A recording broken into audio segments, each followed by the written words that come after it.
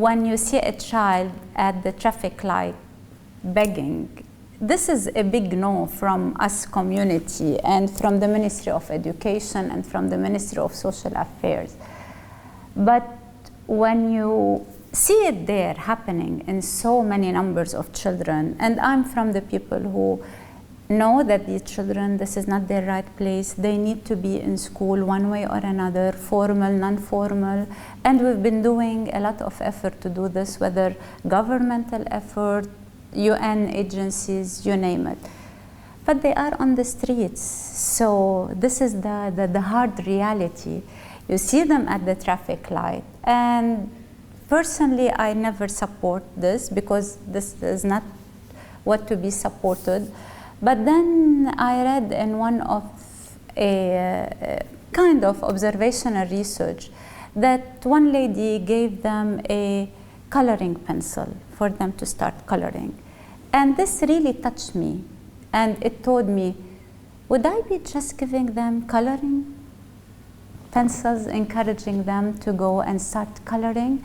I believe in this. This is what we are doing. And in psychosocial support, we ask children to draw for them to express all their feelings.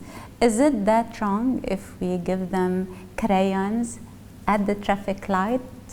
So these, yes, it's not easy to follow certain, it was a conviction for me, but you have to just go with the flow sometimes. Well, personally speaking, the efforts is there, but the crises are even bigger and longer. And this is what I've been saying for the last few months, actually, before coming here and presenting. The magnitude of the crises happening in the world are very intense. They are characterized by intense hostility, by long period of time, and this is leading to more people who are displaced.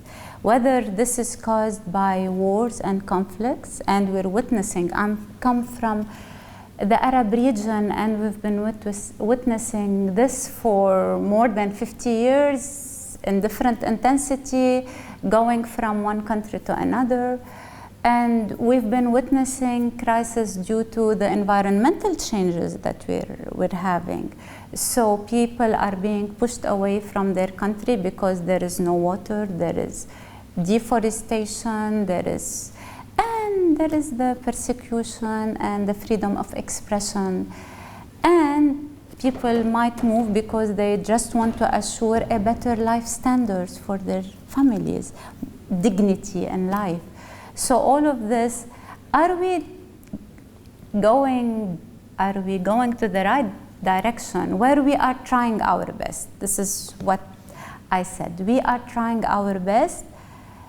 Is the magnitude of the problem beyond our control? I don't know. I've been hearing a lot of inequities. Some people are doing a lot, and the masses of the people are doing very low. So I think that the magnitude, or at least the solution, is beyond my control, at least. I'm someone who plans a lot, who have long-time plan, mid-time plan, short-time. The emergency tells you something else. It tells you to just keep day to day. You can't really have long plan. Because, for example, in the case of educating a child, a refugee child, they move, so you lose track of the child. So you need to keep on doing day to day without this intention of long time planning. I love to have a strategy that is perfect, and to say that in 10 years we're going to reach this, in 5 years, it would be great. But it's not happening. In real life, this is not happening. We moved from Millennium Developmental Goal into Sustainable Developmental Goal without really accomplishing the Millennium Developmental Goal. We were successful at some point, but I cannot say that we were 100. We didn't pass the test with an A or an A+. And this is what the early childhood program is very important, in my opinion, not only for the child, but definitely for whoever is taking care of the child, for the parents, from one point, for the teacher, for the caregiver. But I'm really concentrating on the parents these days, because I realize that, going back to the case of the refugee migration, when they leave, whether they are internally displaced or whether they leave from one country to another, by the time they leave, on the way until they settle, these children are with their parents. So we need to be doing some action there for them to know how to take care of themselves first, and then how to take care of their children. These parents are tired, they are stressed, they left their home, they don't know what's waiting for them. They are already having their economical issues. So when they leave, they are not people who have the economy to take a hotel or rent a house. They are leaving from a difficult situation to a situation that they have no idea. I'm not giving them any justification, but I understand where this fear, anxiety, stress coming from. Anything that's coming your way, you have to embrace it and deal with it. Actually, this is what I've been trying to say, that even in the case of emergency, you have to embrace it, try to do whatever you do. It will be okay. I mean, the children, we're here to talk about the children. They are more resilient than what we think. They come up with strategies, they come up with action.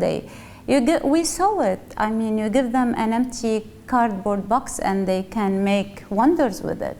So it's not, yes, the reality can be hard, yes, it can be sad, but we have the hope. I'm full of hope that things will change, will get better, because I truly believe in the good of the human race and the good in the human. And this is where we need to build our hopes and our effort with. And the problem these days, I think, in my opinion, is that, again, the little people or the little number of people who have it a lot, the majority is responsible for what's happening in the world. But the masses who have the little, they are the people who have all the good intentions of the world. And we can always build on that. I am hopeful and I am positive, but I have to have my feet on the ground to make it work for me and for the people around me. We learned yesterday again in one of the sessions to thank people who are allowing us to help them.